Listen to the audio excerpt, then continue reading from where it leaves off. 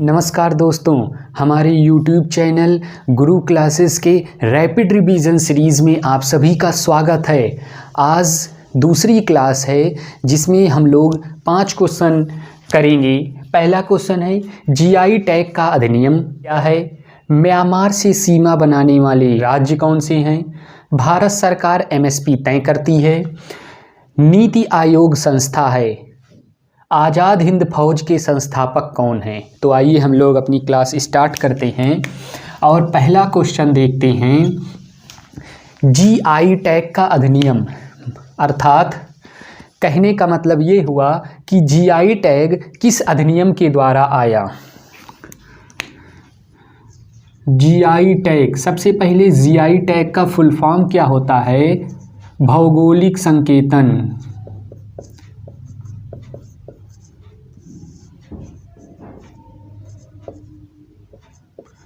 भौगोलिक संकेतन GI tag का फुल फॉर्म है। जीआई टैग 10 वर्ष के लिए दिया जाता है।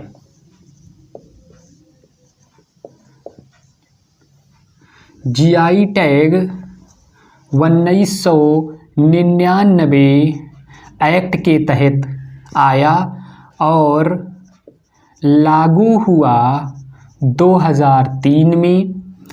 पहला जीआई टैग दार्जिलिंग चाय,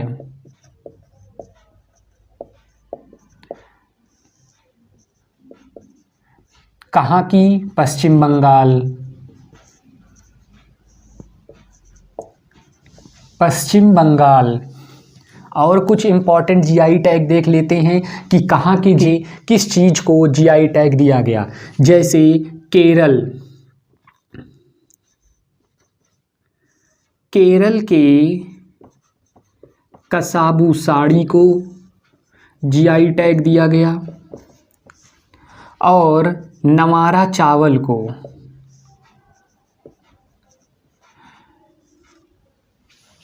और दूसरा है मणिपुर,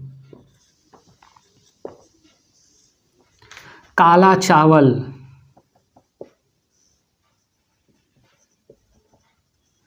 जिसे चखाव कहते हैं, जीआई टैग दिया गया। अगला है कश्मीर। कश्मीर के केसर को जीआई टैग दिया गया। अगला है राजस्थान। राजस्थान की सोजत मेहंदी को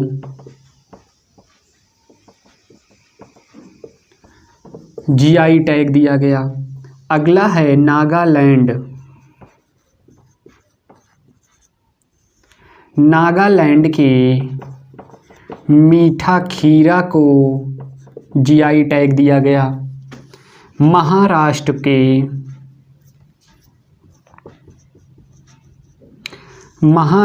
के सफ़ेद प्याज को जीआई टैग दिया गया। यूपी में भदोई के गलीचा को जीआई टैग दिया गया। कन्नौज का इत्र को जीआई टैग दिया गया। बनारस की साड़ी को जीआई टैग दिया गया।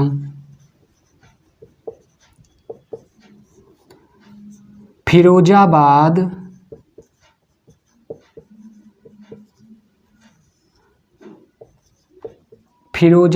के कांच को जीआई टैग दिया गया। गोरखपुर के टेराकोटा को जीआई टैग दिया गया। पहला क्वेश्चन था हम लोग का, जीआई टैग का अधिनियम क्या है। इसका उत्तर होगा 1919 या 1999 एक्ट के तहत, 1999 एक्ट के तहत जीआई टैग अधिनियम आया। जीआई टैग का पूरा नाम है भौगोलिक संकेतन।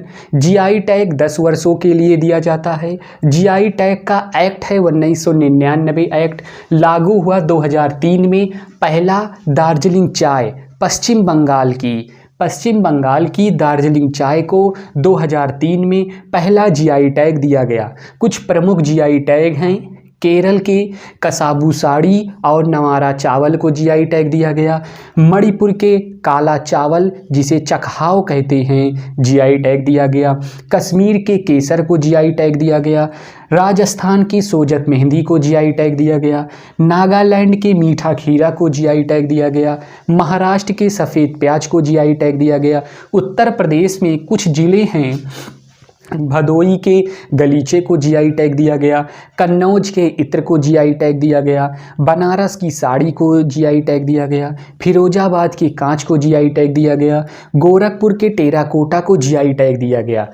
यहाँ से पहले क्वेश्चन का उत्तर निकाल लेंगे 1999 एक्ट। दूसरा प्रश्न है, म्यांमार से सीमा भारत के कौन कौन से राज्य बनाते हैं? अरुणाचल प्रदेश,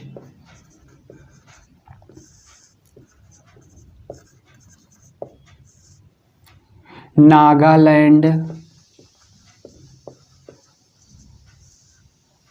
मणिपुर, मिजोरम।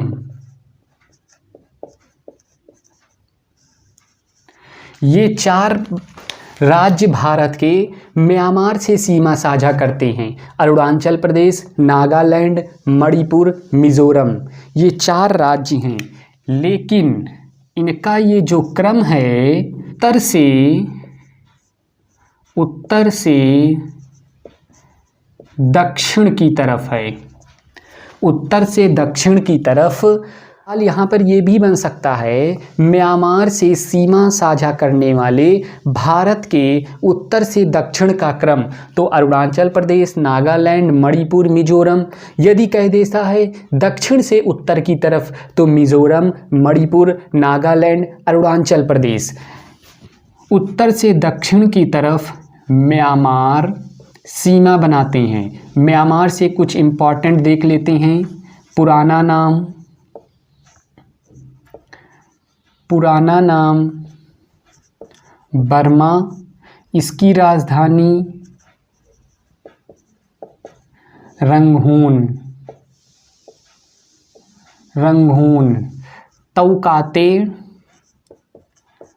तौकाते चक्रवात का नामकरण म्यांमार ने किया। फरवरी 2021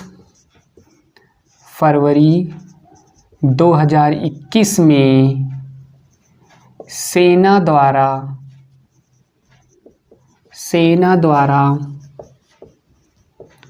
आपातकाल लगाया गया।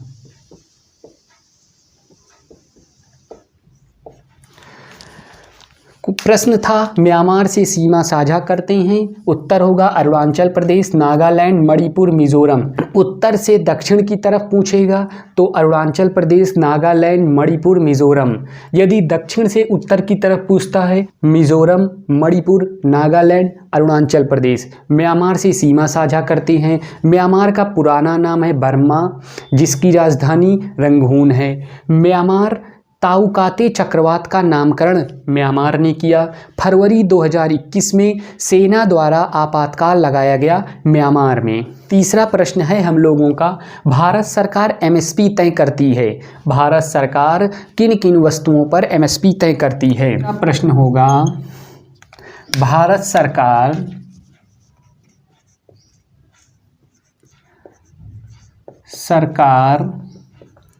एमएसपी तय करती है रबी की 7 फसल, खरीफ की 14 फसल को। जोड़ेंगे 21 फसल प्लस नारियल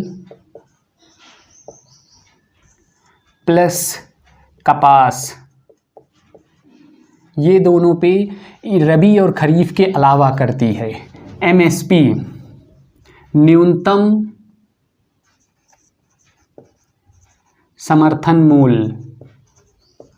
एमएसपी का फुल फॉर्म है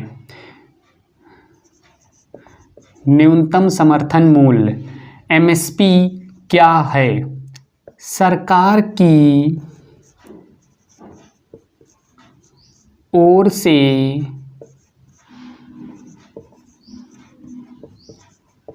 किसानों की कुछ फसलों पर दाम की गारंटी दी जाती है। सरकार की ओर से किसानों को कुछ फसलों पर दाम की गारंटी दी जाती है। और अगला है गन्ना की एमएसपी गन्ना आयोग तय करती है और कृषि वर्ष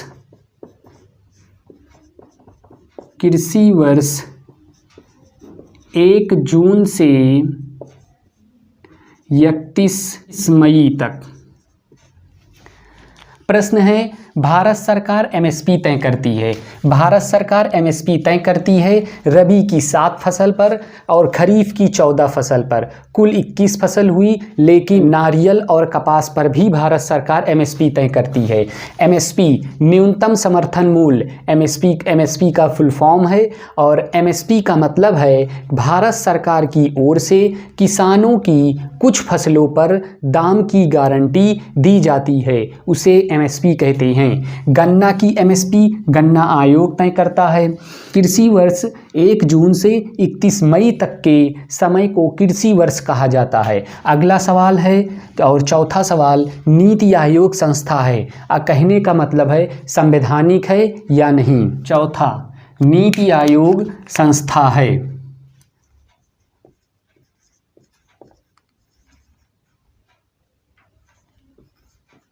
संवैधानिक नहीं। नीति आयोग संस्था है, संवैधानिक नहीं। कहने का मतलब गैर संवैधानिक।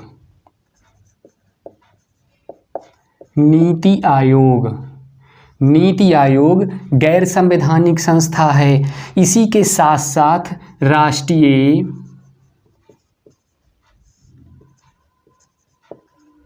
महिला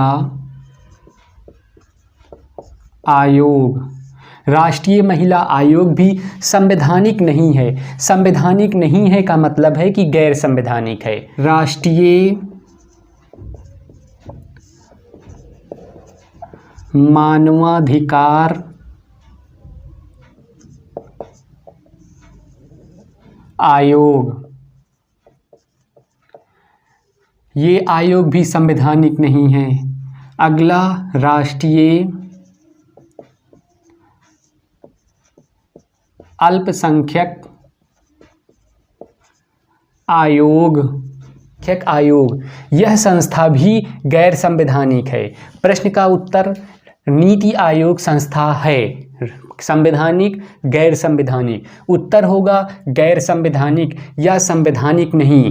इसी के साथ साथ नीति आयोग संस्था गैर संवैधानिक, राष्ट्रीय महिला आयोग संस्था भी गैर संवैधानिक, राष्ट्रीय मानवाधिकार आयोग भी गैर संवैधानिक, राष्ट्रीय अल्पसंख्यक आयोग भी गैर संवैधानिक संस्था है। अगला और आखिरी प्रश्न है, आज़ाद हिंद फौज के संस्थापक, आज़ाद हिंद फौज की स्थापना किसने की? अधिकतर लोग इसे सुभाष चंद्र बोस लगा देते हैं, लेकिन आइए देखते हैं क्या होता है।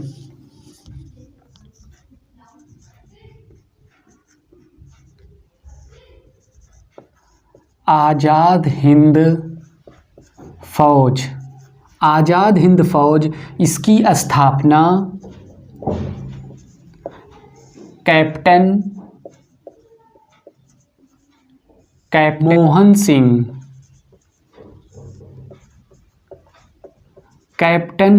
सिंह, आज़ाद हिंद फौज की स्थापना कैप्टन मोहन सिंह ने की। लेकिन 1943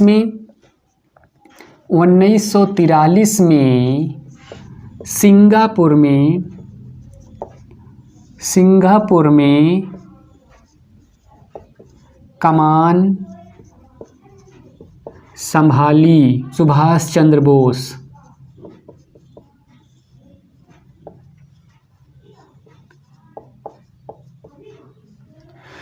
आज़ाद हिंद फौज की स्थापना कैप्टन मोहन सिंह ने की, लेकिन 1943 में सिंगापुर में सुभाष चंद्र बोस ने आज़ाद हिंद फौज की कमान संभाल ली।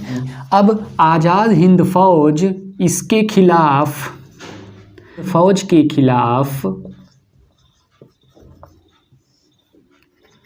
लाल किला मुकदमा का मुकदमा चला। लाल किला का मुकदमा आज़ाद हिंद फौज के खिलाफ चला था।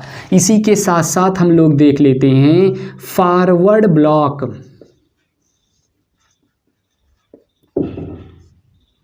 फॉरवर्ड ब्लॉक की स्थापना सुभाष चंद्र बोस जी ने की।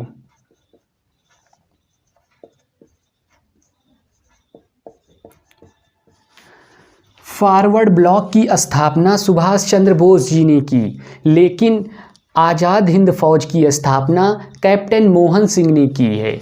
सुभाष चंद्र बोस जी ने 1938 में हरिपुरा अधिवेशन में भी भाग लिया।